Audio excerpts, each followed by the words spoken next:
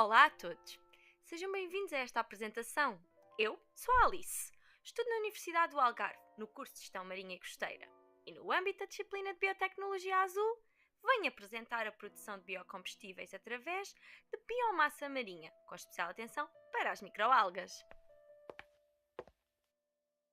A partir da Revolução Industrial, o uso dos combustíveis fósseis por parte do homem aumentou exponencialmente. Os combustíveis fósseis são materiais que levam milhões de anos a serem formados na natureza e não são renováveis, sendo que se continuarmos a utilizá-los de maneira excessiva, poderá levar a uma escassez. Para além desse problema, a queima dos combustíveis fósseis levou a que elevadas concentrações de dióxido de carbono fossem para a atmosfera, aumentando a poluição do ar que respiramos.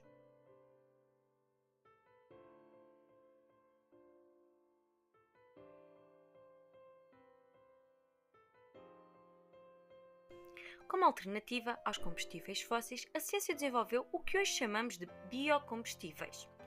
Os biocombustíveis são normalmente denominados de primeira, segunda e terceira geração.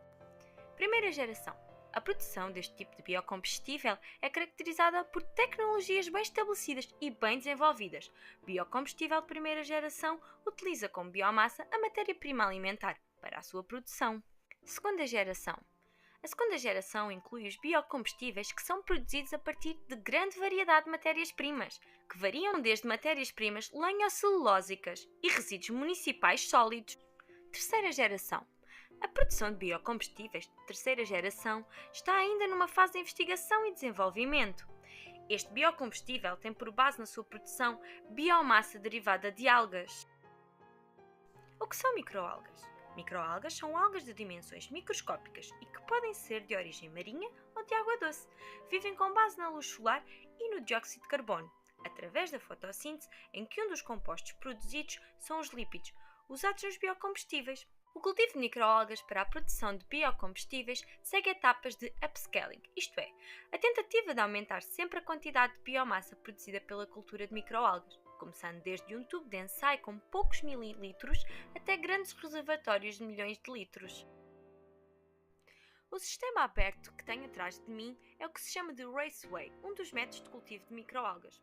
Nos sistemas abertos, há um menor controle sobre os vários parâmetros associados à produção de microalgas, como a temperatura da água, a concentração de dióxido de carbono e a luz, o que torna este sistema muito dependente da localização geográfica. A contaminação por parte de outros organismos também é muito superior neste sistema.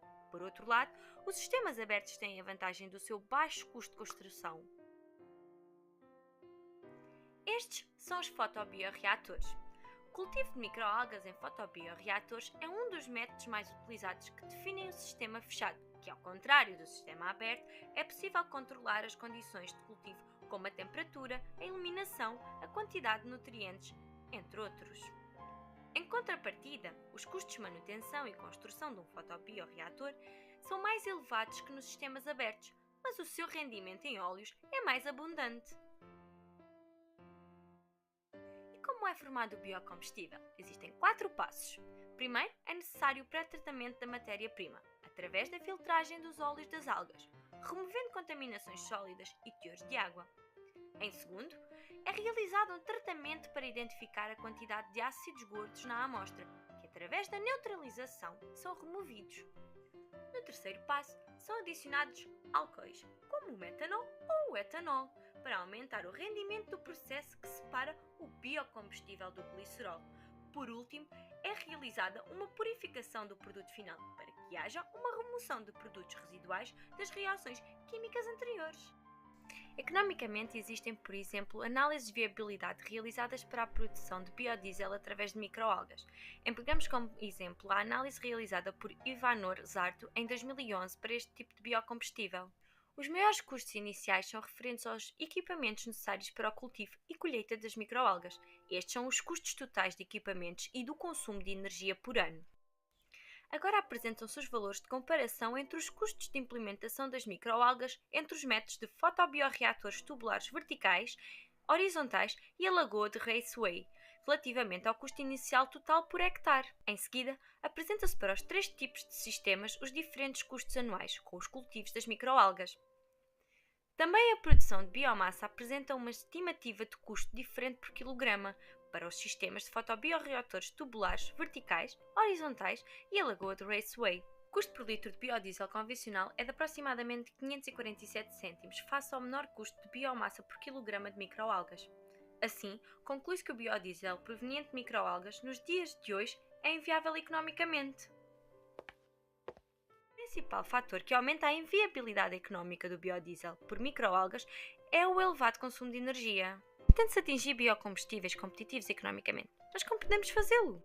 Melhores técnicas de aproveitamento de dióxido de carbono, diminuição do consumo de energia, técnicas de colheita mais baratas que a centrifugação, microalgas com maior rendimento em óleo, microalgas com maior facilidade de colheita, microalgas com elevada taxa de crescimento celular. Outros exemplos de aproveitamento deste tipo de biomassa são biomassa residual para usar em termoelétricas, biogás por fermentação anaeróbia e rações para animais. Obrigada pela vossa atenção, espero que tenham gostado da nossa apresentação.